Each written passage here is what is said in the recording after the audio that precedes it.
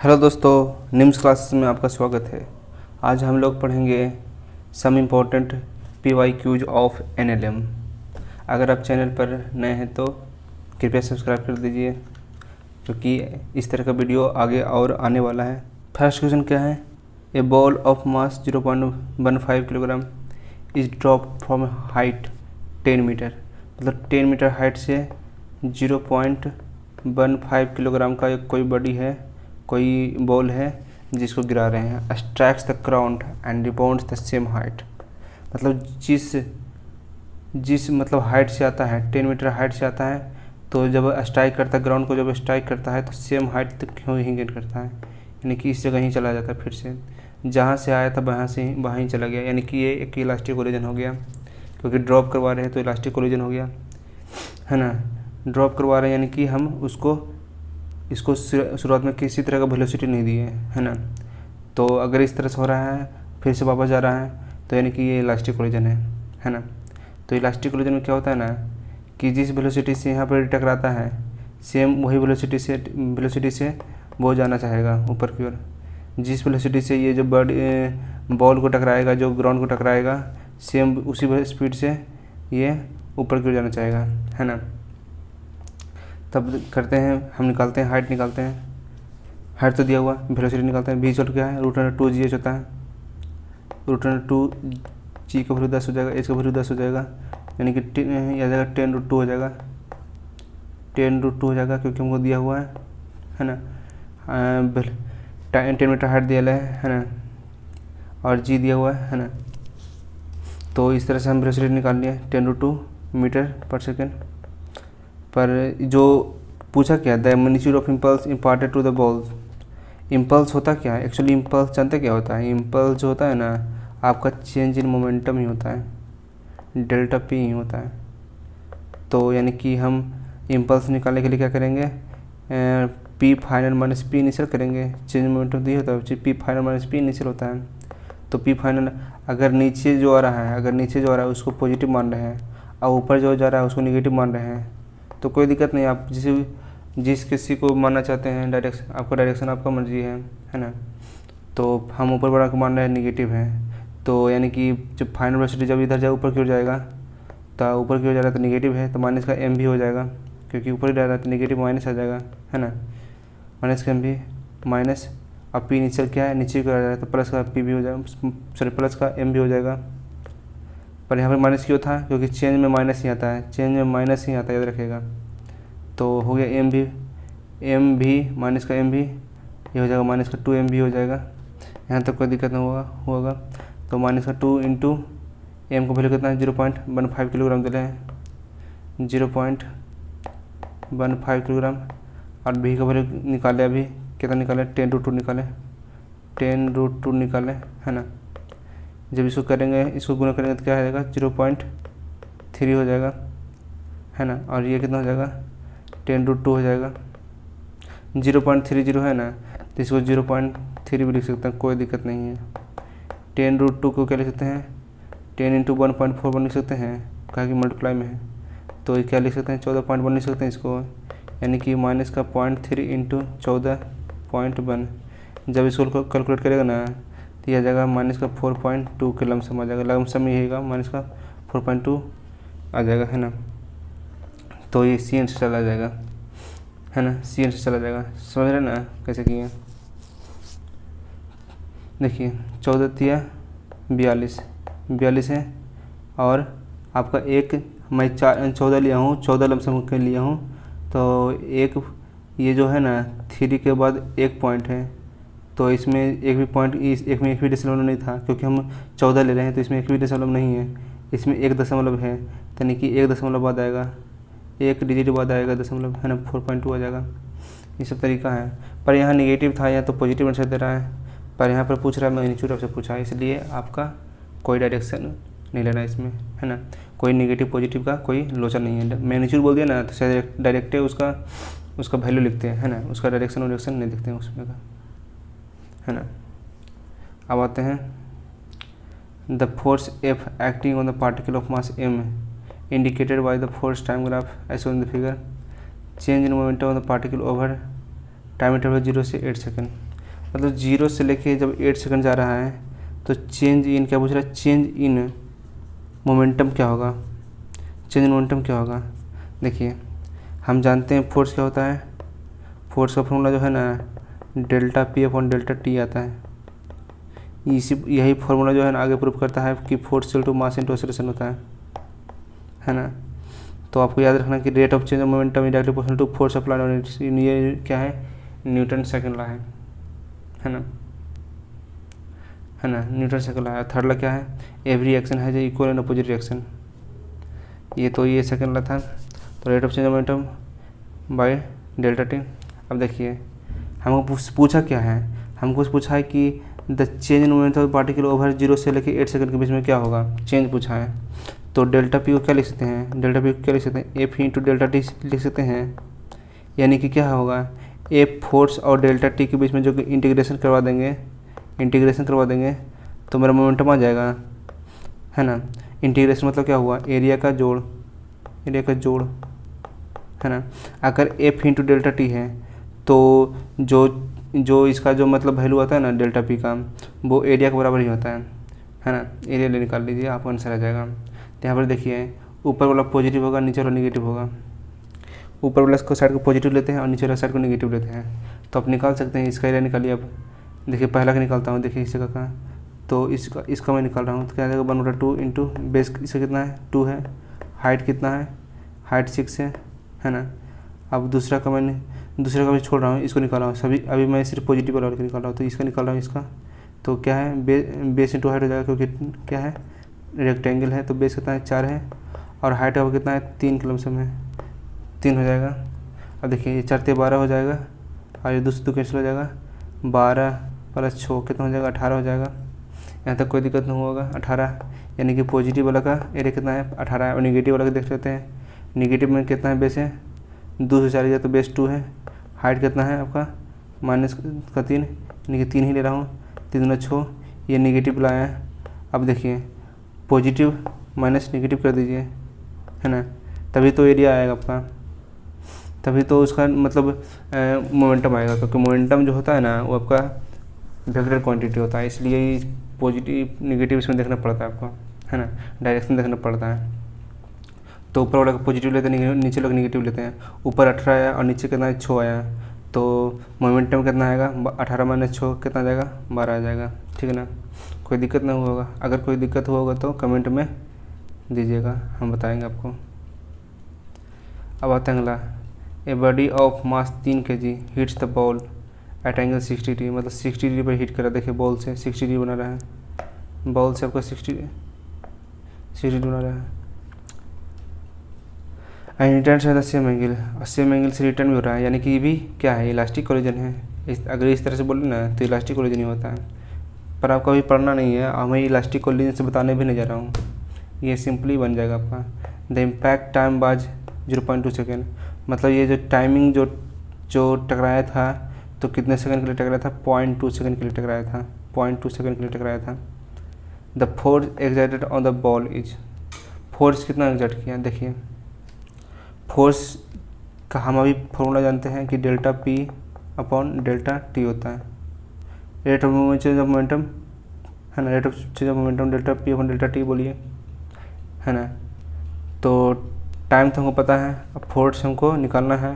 और delta P क्या होगा, डेल्टा पी क्या होगा, डेल्टा पी क्या हो जाएगा आपका, मोमेंटम निकालना पड़ेगा इस जगह का।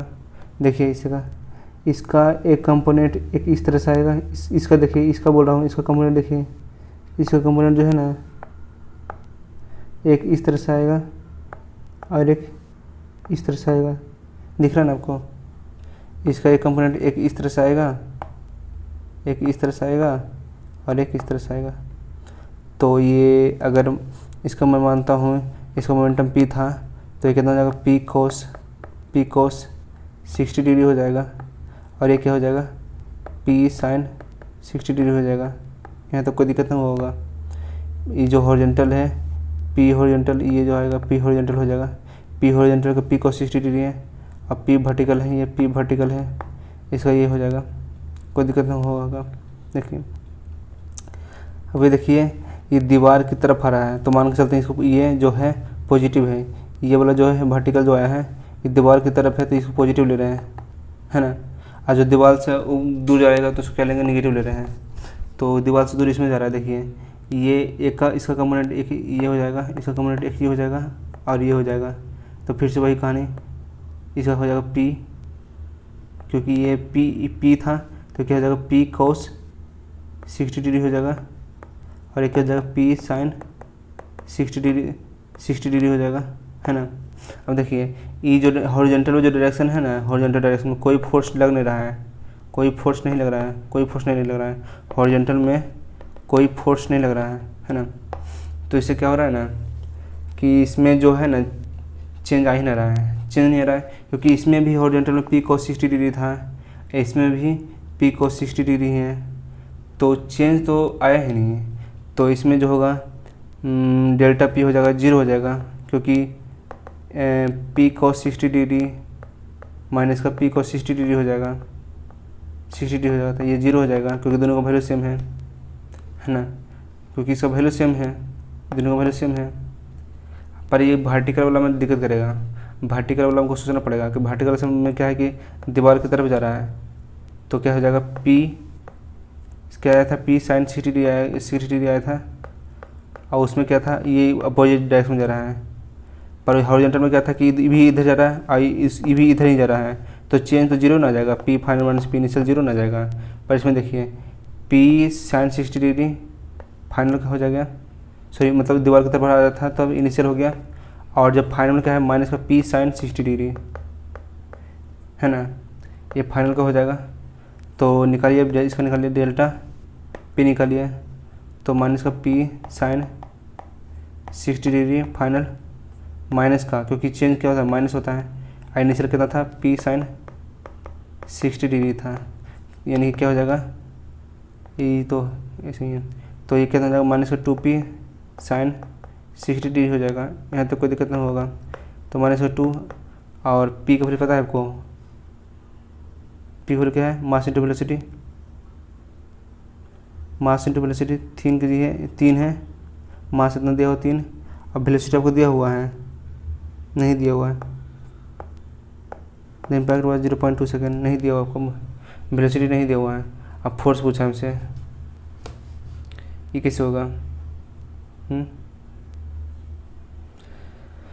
यहाँ पर आपको वेलोसिटी नहीं दिया है, फोर्स पूछ दिया है ना। तो कर सकते हैं हम,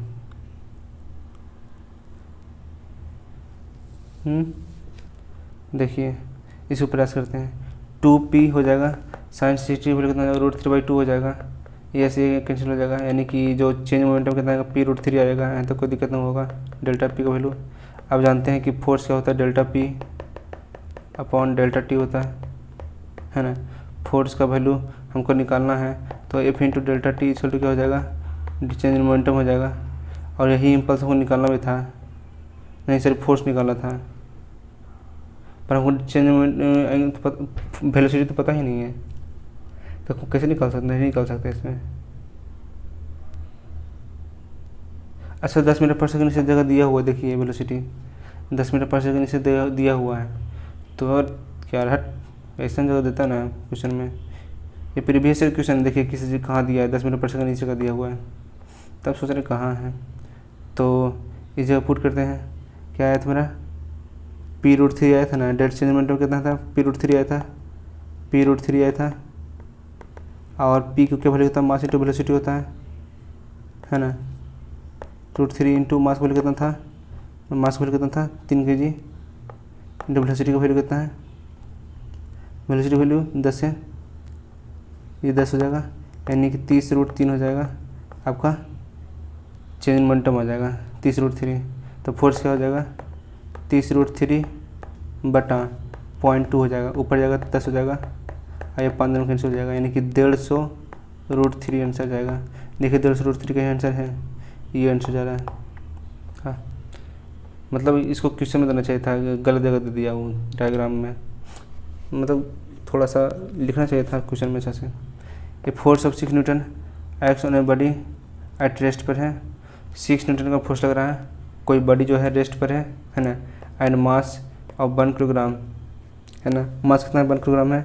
during this time the body attains velocity of 30 metre per second.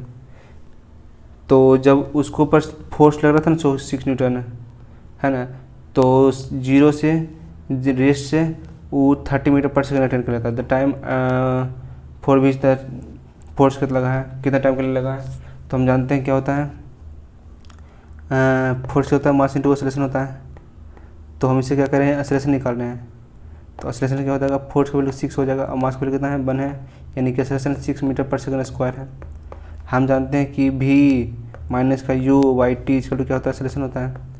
Final velocity 30 है, इनिशियल वेलोसिटी 0 है और टाइम कितना है निकालना हमको, और एक्सेलरेशन कितना है 6 है ना। यानी कि टाइम इक्वल कितना हो जाएगा, टाइम इक्वल कितना हो जाएगा 30/6 हो जाएगा 5 सेकेंड। 5 सेकेंड में वो ख़त्म कर देगा, मतलब 30 मीटर पर सेकेंड अटेंड कर लेगा 5। In a rocket fuel burn at the rate of 1 kilogram per second. 1 kilogram per second से बर्न हो रहा है ना। चलिए भाई 1 किलोग्राम पर सेकेंड से बर्न हो रहा है, यानी कि dm/dt हमको दिया हुआ है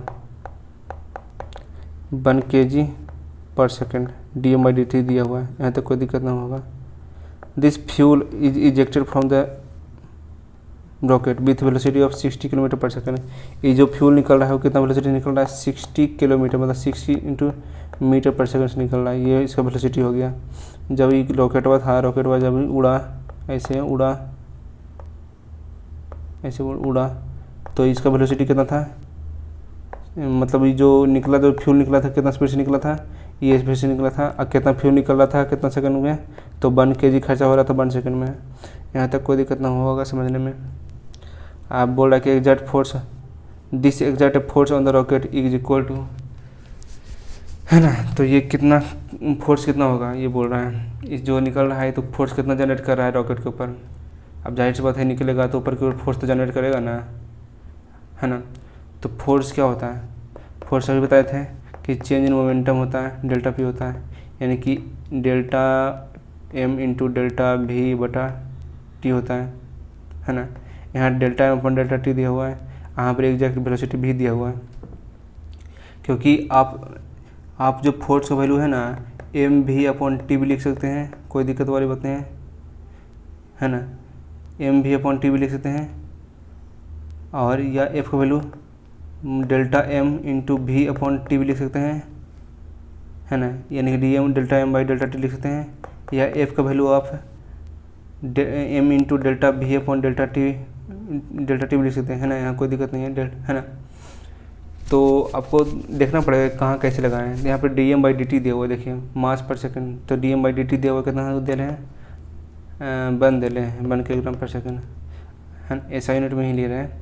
और यहाँ पे डेल्टा भी कितना दे रहे हैं, चेंज इन वेलोसिटी कितना दे रहा है आपका, सॉरी चेंज इन वेलोसिटी तो नहीं दे रहे, डायरेक्ट एग्जैक्ट वेलोसिटी दिया हुआ है, तो कितना दे रहे हैं हमारा 60 इंटू 10⁻³ दिया हुआ है, यही है। तो यानी कि 60 इंटू 000, देख लो कहाँ आंसर है, ये आंसर रहेगा। अगला क्वेश्चन आते हैं। अगला क्वेश्चन क्या है, the coefficient of static friction mu S between block A of mass 2 kg and the table shown in the figure ये 0.2, मतलब जो फ्रिक्शन है 0.2 दिया हुआ आपका, है ना। और what would be the maximum mass value of block B, इसका मैक्सिमम मास कितना होगा इसका ब्लॉक बी का, so that the 2 blocks are not move, मतलब ताकि दोनों ब्लॉक्स में मूव करें। अभी एक ही केस में नहीं मूव कर सकता, जब इक्विलिब्रियम हो जाए, इक्विलिब्रियम आ जाए। इक्विलिब्रियम मतलब ये जितना फोर्स नीचे क्यों लगा रहा है और ये उतना ही फोर्स ये इधर क्यों लगा रहा है, तभी इक्विलिब्रियम में रहेगा। यानी कि दोनों का फोर्स को बराबर कर देंगे, यानी कि मास ऑफ बी जो होगा into G is equal to mass of A, मतलब सॉरी ये क्या हो जाएगा, force of friction of due to A, है ना। तो मास ऑफ बी तो हमको निकालना ही है, और जी का वैल्यू दिया हुआ है। तो फोर्स ऑफ फ्रिक्शन क्या होता है, म्यू इंटू एन होता है, म्यू इंटू नॉर्मल होता है। म्यू की वैल्यू को पता है, हाँ पता है कितना है 0.2 है, देखिए तब ये सब 0.2 दिया हुआ है म्यू की वैल्यू। और एन का वैल्यू कितना दिया हुआ है, एन का वैल्यू मतलब जानते हैं, एन का वैल्यू एम जी होता है, क्योंकि नॉर्मल है यहाँ पे, समझे ना, नॉर्मल है, नॉर्मल रिएक्शन है एम जी। तो यहाँ पर एम तो पता है हमको ई एम निकालना है, ई एम ऑफ ए है, तो यहाँ से जी कैंसिल हो जाएगा, यानी कि M of B equal to कितना हो जाएगा 0.2 इंटू एम ऑफ ए हो जाएगा 0.2 इंटू एम ऑफ ए कितना हो जाएगा। आप देखिए एम ऑफ ए कितना है 2 है, तो 2 से मल्टीप्लाई कर देंगे यानी कि 0.4 आंसर जाएगा, 0.4 डी आंसर जाएगा। कोई चीज़ दिक्कत नहीं होगा। दोनों का फोर्स को बैलेंस किए हैं, एक फ्रिक्शनल फोर्स बैलेंस किए हैं, एक एम जी बैलेंस किए हैं, है ना। बस बैलेंस करना था। फ्रिक्शनल फोर्स का फॉर्मूला याद होना चाहिए था, म्यू इंटू नॉर्मल होता है, बस और कुछ नहीं है। अब अगला क्वेश्चन क्या है, a block of mass 10 kg placed on the rough horizontal surface, मतलब रफ हॉरिजॉन्टल सरफेस पर प्लेस किया हुआ है। Having coefficient of friction is इतना दिया हुआ है, मतलब रफ हॉरिजॉन्टल सरफेस पर है इस तरह से 10 kg का। फ्रिक्शन फोर्स कितना है 0.5 है। If the horizontal force is 100 Newton, अगर हॉरिजॉन्टल फोर्स 100 न्यूटन है, acting on the them acceleration of the block will be, acceleration कितना हो जाएगा। तो हम जानते हैं यहाँ पर ही 100 न्यूटन फोर्स इधर लगा रहा है, तो फ्रिक्शन भी बोलेगा नहीं भाई हमको भी, हम भी फोर्स लगाएंगे। किधर लगाएंगे, तुम्हारे अपोजिट लगाएंगे। तो ये फोर्स इधर लग रहा है तो फ्रिक्शन इधर लगाएगा अपना फोर्स, है ना, यानी कि F माइनस स्मॉल f हो जाएगा। अब देखिए पूछ क्या रहा है कि एक्सेलरेशन क्या होगा, यानी कि अगर बड़ा फोर्स रहा, ये जो 100 न्यूटन है अगर बड़ा हो गया तो जाहिर सी बात मूव करेगा तो मास इंटू एक्सेलरेशन हो जाएगा, क्योंकि मास इंटू जो एक्सेलरेशन होता है ना एफ एम में वो चेंज ही होता है। फोर्स का एफ नेट होता है, एफ नेट ही होता है, एफ नेट चलो मास इंटू एक्सेलरेशन है। तो एक एफ इधर जा रहा है और ये वो स्मॉल एफ इधर जा रहा है। एफ मतलब ये स्मॉल एफ मतलब फ्रिक्शन है, तो capital F minus small F net हुआ इंटू मास इंटू एक्सेलरेशन कर लिए, है ना। तो कैपिटल एफ का वैल्यू 100 दिया हुआ है और हमको निकालना क्या है फ्रिक्शन का वैल्यू, तो म्यू इंटू एन होता है। म्यू का वैल्यू कितना है 0.5 है, म्यू का वैल्यू यहाँ पर 0.5 दे रहे हैं तो 0.5 और एन क्या है एम जी होता है 10 इंटू और जी को 10 हो जाएगा, यानी कि 100 इंटू 1/2 हो जाएगा, क्योंकि 0.5 का वैल्यू 1/2 हो जाएगा, तो ये हो जाएगा 50 हो जाएगा, यानी कि फोर्स ड्यू टू फ्रिक्शन कितना हो जाएगा 50 आंसर आ जाएगा आपका, यानी कि 50 हो जाएगा फ्रिक्शन फोर्स के कारण। अब मास पता है, हाँ पता है 10 है, एक्सेलरेशन पता है नहीं पता है, निकालना हमको। तो 50 माइनस 100 माइनस 50 हो जाएगा इक्वल टू 10 इंटू ए हो जाएगा, यानी कि एक्सेलरेशन कितना हो जाएगा मेरा 5 हो जाएगा। देखिए 5 कहाँ है, देखिए खोजिए यहाँ है, देखिए चलिए ये जाएगा। अब चलते हैं नेक्स्ट क्वेश्चन, समझ में तो आ ही गया होगा, है ना। F net equal to mass into acceleration होता है, कैपिटल एफ 100 दिया था, अब फोर्स ड्यू टू फ्रिक्शन हो गया equal to mass into acceleration कर दिए, बस यहाँ वैल्यू पुट किए, आंसर गेट किए। अब आता है नेक्स्ट क्वेश्चन पर। नेक्स्ट क्वेश्चन क्या है देखिए, 3 blocks with velocity sorry mass m 2m 3m, इसका मास m है 2m है 3m है, are connected by string as shown in the figure. After an upward force F is applied on the block m, मतलब ये जो छोटा वाला block है ना जो दिख रहा है ना, इसको ऊपर फोर्स लग रहा है, F लग रहा है ऊपर की ओर लग रहा है ना, F है। The mass move upward at the constant speed से मूव कर रहा है। कॉन्स्टेंट स्पीड में समझते हैं, मतलब एक्सेलरेशन 0, क्योंकि एक्सेलरेशन क्या होता है v final minus v initial by time. अब वेलोसिटी कॉन्स्टेंट मतलब इसको मान लेते हैं v इनिशियल जो होगा v फाइनल v होगा, तो इनिशियल भी तो v ही होगा, तो चेंज इन वेलोसिटी 0 हो रहा है तो फिर एक्सेलरेशन भी 0 होगा, कॉमन सेंस है ना। यहाँ तो कोई दिक्कत नहीं होगा, एक्सेलरेशन 0 हो गया आपका। जब एक्सेलरेशन 0 है तो पूछा क्या हमको से भार to 10 net acceleration of the 2m mass. अब 2m मास का एक्सेलरेशन क्या होगा, ये पूरे सिस्टम का एक्सेलरेशन 0 है तो इंडिविजुअल सभी पर जो एक्सेलरेशन होगा वो भी 0 ही होगा, इस पर भी 0 होगा, सब पर 0 होगा, तो इसका आंसर जाएगा सी। समझने बात है ना कि पूरे का एक्सेलरेशन ही 0 है, पूरे का एक्सेलरेशन 0 है तो इस पर जो एफ नेट लग रहा है वो भी 0 होगा। अगर बात मतलब इस पर ये जो ब्लॉक पर 2m मास है इस पर एफ नेट नहीं लगता है 0 नहीं होता, तो मतलब इसको भी डिस्टर्ब करता है, इसको भी डिस्टर्ब करता है ना। तो उस केस में इसका जो है ना सिस्टम का एक्सेलरेशन 0 नहीं होता है ना। अगर बोल रहा है कि पूरे सिस्टम का एक्सेलरेशन 0 है, यानी कि इसका भी एक्सेलरेशन 0, इसका भी एक्सेलरेशन 0, इसका भी एक्सेलरेशन 0, इसका तीनों का एक्सेलरेशन 0, तो यानी कि सीधा एक्सेलरेशन 0 जाएगा। अब आगे बढ़ते हैं, नेक्स्ट क्वेश्चन क्या है। नेक्स्ट क्वेश्चन है ना कि एगो आदमी है जिसका वजन 80 kg का है, आप ही का वेट के बराबर है ना। He stand on being scale in lift, किसी लिफ्ट में जो है ना वो चढ़ा हुआ है, आदमी को लिफ्ट में चढ़ा हुआ है, आप ही मान लीजिए आप चढ़े हुए लिफ्ट में, है ना, इस तरह से चढ़ा हुआ lift which is moving upward with uniform acceleration 5 metre per second square. What would be the reading on the scale. ध्यान रखिएगा, अगर ऊपर जा रहा है तो G+A होता है, एक्सेलरेशन जो होता है G इफेक्टिव जो होता है ना आपका G+A होता है। अगर जो है ना लिफ्टवा जो है ना नीचे जा रहा है तो G इफेक्टिव जो होगा ना G-A हो जाएगा, यहाँ तक कोई दिक्कत नहीं होगा, है ना। अगर जो है ना, अगर लिफ्टवा जो है ना ऊपर जा रहा है ऊपर तो G+A होगा, अगर नीचे जा रहा है तो G-A हो जाएगा, यहाँ तक कोई दिक्कत नहीं होगा, है ना। अब ऐसा क्यों होता है बताते हैं। देखिए इस जगह जो है टेंशन T ऊपर लग रहा होगा, तो टेंशन T ऊपर लग रहा होगा और ये जो आदमियाँ हैं इसका जो बॉडी है mg का नीचे लग रहा होगा। अब देखिए ये जो है टेंशन वहाँ ज़्यादा होगा तभी तो इसको पूरे बॉडी के ऊपर ले जा रहा है, क्योंकि बोल रहा है कि एक्सेलरेशन ऊपर है यानी कि टेंशन वहाँ ज़्यादा है, तो यानी कि T-mg हो जाएगा। अभी बताए थे कि मास इंटू एक्सेलरेशन होता है, अभी बताया ना कि F net equal to mass into acceleration होता है, तो टेंशन इक्वल टू क्या हो जाएगा m इंटू mg हो जाएगा, इधर चल जाएगा तो mg हो जाएगा और प्लस ma हो जाएगा। m को कॉमन लेंगे तो क्या हो जाएगा G+A। प्रूफ हो गया G+A इफेक्टिव G+A होता है अगर ऊपर जाता है ना।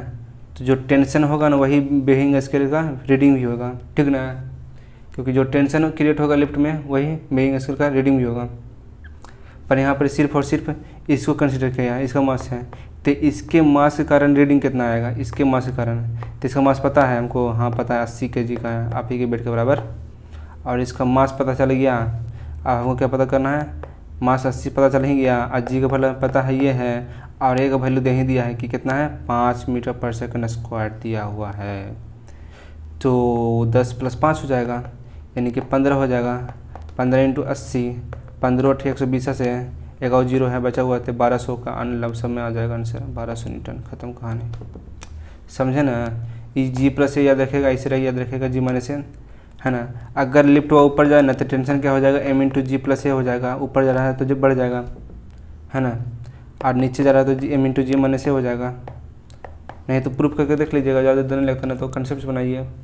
क्या बोलता है उसको, FBD बोलता है ना, उसको बॉडी डायग्राम बोलते हैं, है ना। यार पेन कहाँ चल रहा है, फ्री बॉडी डायग्राम बोलते हैं, सॉरी फ्री बॉडी डायग्राम। अब आते हैं अगला क्वेश्चन क्या है, अगला क्वेश्चन ख़त्म हो गया हो, इतना ही तक था। चलिए धन्यवाद, 10 क्वेश्चन करवाए होंगे। अगर आपको वीडियो अच्छा लगा है तो कृपया सब्सक्राइब कीजिए, आगे भी हम लाएंगे एकदम कंसेप्ट से बताएंगे क्वेश्चन।